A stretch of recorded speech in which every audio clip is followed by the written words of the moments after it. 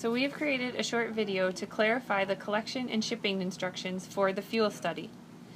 Your Visit 1 kit will include a shipping notification form and 6 labels to attach to the box upon return. A FedEx label, a biohazard label, a dry ice label, time-sensitive label, do not X-ray label, and an exempt human specimen label. You will also receive pre-labeled tubes that are labeled Fuel-NNNN. Tube 1 is for blood for DNA isolation. Tube 2 is for blood for BNP testing. Tube 3 and 4 are for plasma for BNP testing. Tube 5 is a sodium heparin tube for PK testing. Tube 6 and 7 are for plasma for PK testing.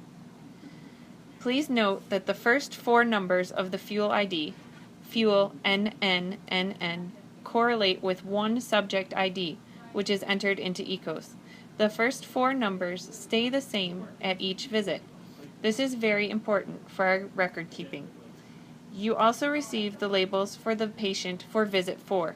These labels must be used with the same subject ID as Visit 1. We have a few collection notes for you as well. When you collect the plasma in the cryo vials, please make sure that the label on the top of the tube matches the label on the side. For example, -3 is on both the top and the side of the tube. Second, please make sure that samples are frozen upright, since the central lab is required to quantitate volumes upon arrival. Now we're ready to pack our samples. Place your vials into the bubble pack envelope and seal the envelope. You should have a minimum of 4 tubes, -3, -4, -6, and -7. Ideally, you will also have your -1 tube. Close the bubble pack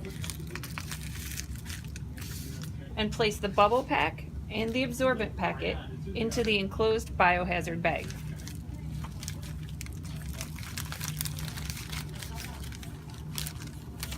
Remove as much air as possible before sealing the bag.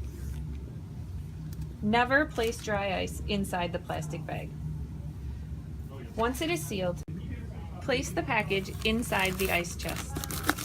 Just before transport, load the ice chest with dry ice, leaving about a ½ inch for the lid.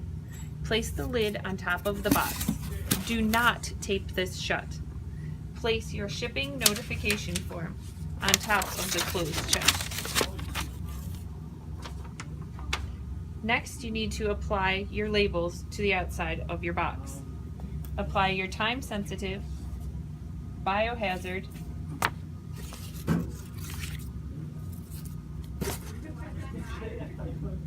do not X-ray, and human specimen label to the box. Then add your dry ice label. The dry ice label must have the dry ice weight on the label, as well as the shipper and recipient address. Close the box and fully seal the top. Please ship Monday through Wednesday. Do not ship the day before or the day of a U.S. observed holiday. Place the FedEx air bill on the largest side of the package. Visit 4 boxes have the same supplies as Visit 1 box. However, you must use the fuel ID labels that were provided with your Visit 1 box for that patient. The note on the top of the box says which fuel ID to use the box for. You are responsible for ensuring that the fuel ID, Fuel NNNN, is consistent throughout the study for each patient.